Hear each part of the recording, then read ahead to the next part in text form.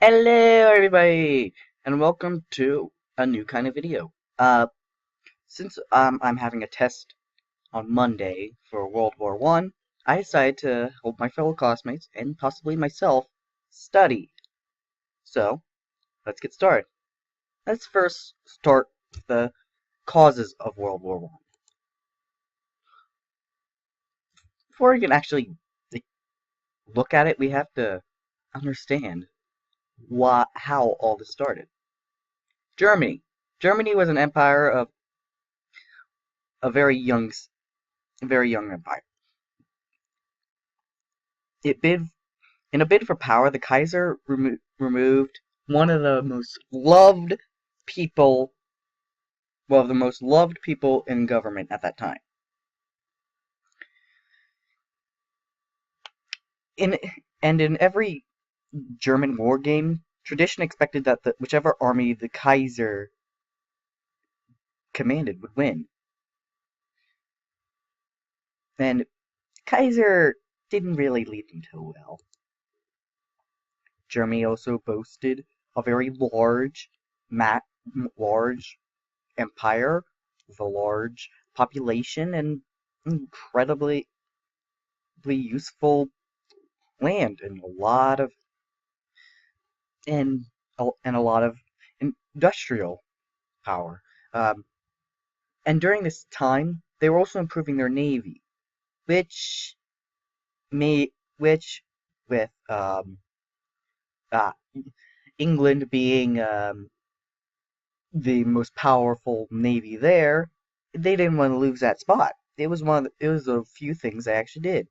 They then made a great alliance with the Austro-Hungarian Empire, which made it look a little bit threatening. They also had this 42-day plan in which as soon as the Russians declare war, even if it's like only on Germany's ally, they have 42 days to destroy France. Then they attack Russia. And this plan became the Schlieffen Plan, became what is known as the Schlieffen Plan. France, it currently had its hands full, and they were very angry at the Germans for uh, stealing Alsace-Lorraine. I'm sorry if I butchered that. Um, they were also currently weren't really expecting war, but they did have a plan for war that oh, I which um, ironically for France, they always name their plans after numbers. Um, so this was Plan 17, which basically was the opposite of the Schlieffen Plan. And in France, the president was not really and the cornerstone of the plan was foreign policy and their alliance with Russia, which would basically force Germany to be sandwiched between these two strong powers. And it was a first-rate military power, very hard to go up against, Germany being a second-rate power. Russia. Russia, the Germans always feared Russia because of their power. They stopped Napoleon in their own land, though. And it wasn't truly the Russians that beat him, it was the Russian winter. And they were notorious for being basically in like undefeatable because they had such a large amount of men. Uh, but they were incredibly ill supplied. Um, they were actually known to, if the guy in front of you dies, pick up his gun. And it was a very unstable time for politics at that time. And it definitely was falling behind in a lot of industrial things, industrial potential. They were not really capitalizing on the Industrial Revolution. And the Russo-Japanese War and the Crimean War showed how backwards its entire military was. And the revolution of 1905 kinda really made for unstable ground for a war. The Austro-Hungarian power was a dual monarchy, uh, and it was like I believe a third-rate power. And the whole reason, and their heir to the Austro-Hungarian throne was Archduke Ferdinand, which the current monarch disliked for his political and personal beliefs. And and he was and Franz Ferdinand favored the opening of negotiations with the Serbians. And ironically, later he will be shot by a group of Serbian radicals. Yeah, nice job, Serbian radicals, destroying the one guy that was going for you. The Ottoman Empire, it was the sick man of Europe. It was a bunch of different people all mushed together in this giant empire, which was bound to fall eventually. Such a large empire is always bound to fall at some point. And it lasted this long, it can't have long left. Constantinople or Istanbul was uh, one of Russia's targets for this time. And you see how the Ottoman Empire cuts into is pretty much what is now Turkey and a lot of the other South America and Eurasian countries. And I just love this saying. Otto von Bismarck said that one day a great European war will come out of something damned foolish in the Balkans. And the Balkan Peninsula was and still is a territory in which a large amount of ethnic and cultural diversity is in Europe. Also, the Russians, the Serbians are kind of pissing off Austro-Hungarian at this time because they're still eating away at the territory. And since a lot of Russia is Slavic and a lot of the Serbs are Slavic, they kind of sided with the Serbs.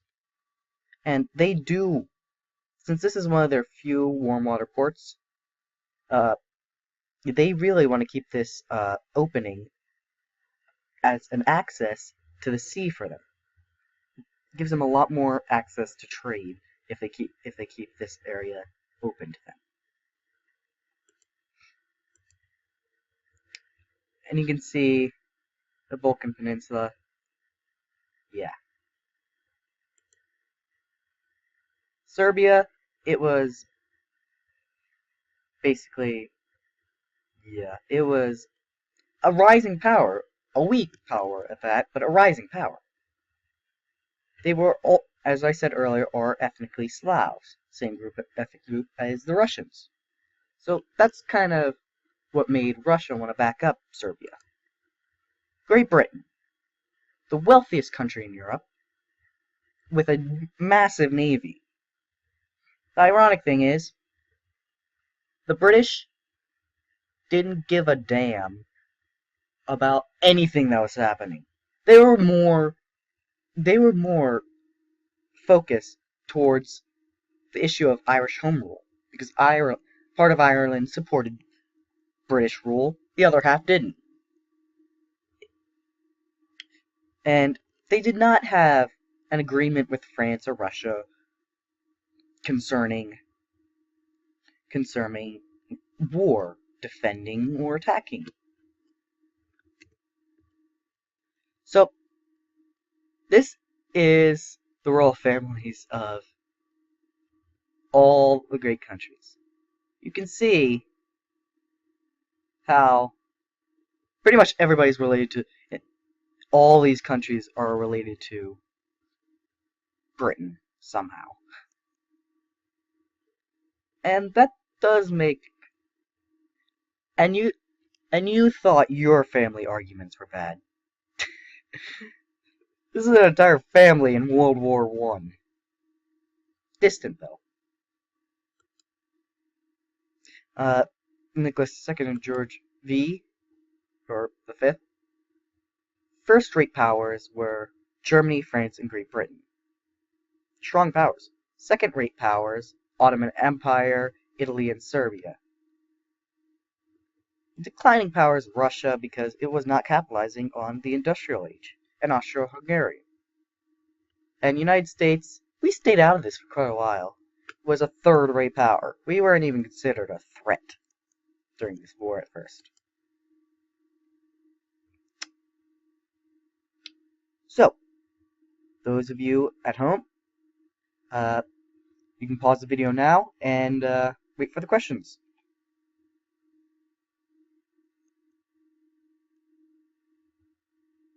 So if you didn't pause the video, I'm about to say the answers, or my answers anyways. Germany was so fearful of a two-front war because of how everybody thought Russia was this great military power. And if you have fighting on two fronts, that means your army is not at full power. It's literally divided by two.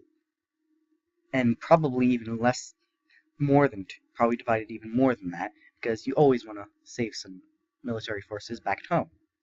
And the Balkan Peninsula was such an unstable region because it had so many different ethnic groups, all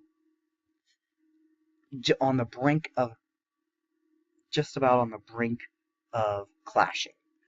Also, it was a much wanted territory for a lot of different people. And the French were eager for, why were they eager for a war against Germany? They wanted Alsace-Lorraine back. That was fertile farming land. They want that back.